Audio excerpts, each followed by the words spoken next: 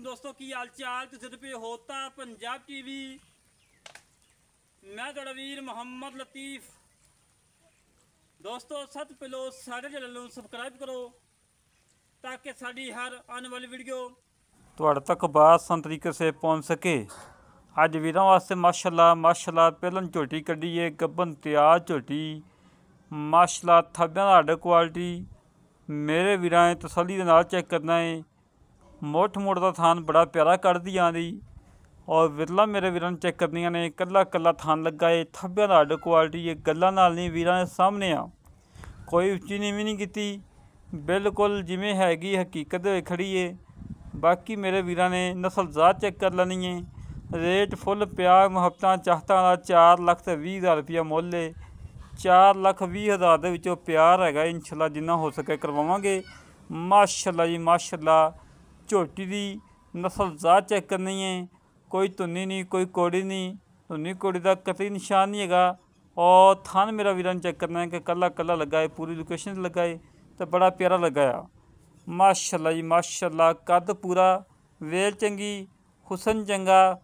छोटी जी वीडियो है, ज़्यादा लंबी वीडियो नहीं कि वीरां टाइम नहीं वेस्ट करना है, क्योंकि शाम का टाइम होता है, घर वापसी जाना है। बाकी मेरे वीरां ने तसल्ली कर लेनी है। 4,20,000 रुपये मुल है, गब्बन तैयार है, 7 दिन लै जाए 8 दिन लै जाए।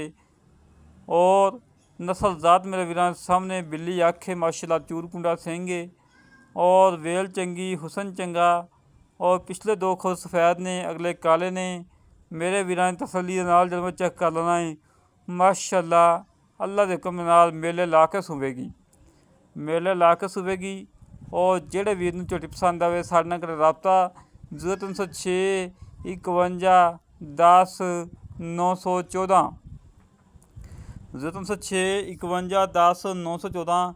ये कॉल नंबर है, ये व्हाट्सअप नंबर है, ये ईमो नंबर है। और अल्लाह के हुक्म नाल वीडियो लगती जाएगी।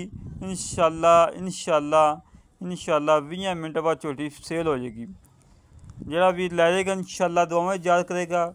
नस्ल ज़ात चंगी है और क्वालिटी चंगी है, मुल बिल्कुल मुनासब, फुल प्यार मुहब्बतां वाले ने, बिल्कुल घरेलू झोटी है। चाचे बशीर के घर की तैयार की हुई झोटी, चाचे बशीर की हवेली के नाल झोटी खड़ी है। माशाल्लाह मेरे वीरां ने तसल्लियां नाल चेक कर लेनी है। अज की लोकेशन हैगी तहसील बूरेवाला, जिला बिहाड़ी। बूरे तो चन्नू मोड़, डलन बंगले नाल 10 तो 12 किलोमीटर झोटी खड़ी है। उत्थे इस टाइम मौजूद हाँ, जेड़े वीर दा दिल करे मौके ते आके अपनी जनमत लिजा सकदा है। माशाल्लाह मूँह दी सील साऊ है, बच्चे फड़ी रखन वड्डे फड़ी रखन कोई परवाह नहीं हैगी। और तसल्लियां कर लै मेरे वीर जानवर दियां, तसल्लियां हमेशा तो करवाई दियां ने। और इस तरीके नाल अपने वीर नूं इजाजत मिलांगे किसी ना वीडियो ते। पाकिस्तान अल्लाह निगहबान, पाक आर्मी जिंदाबाद।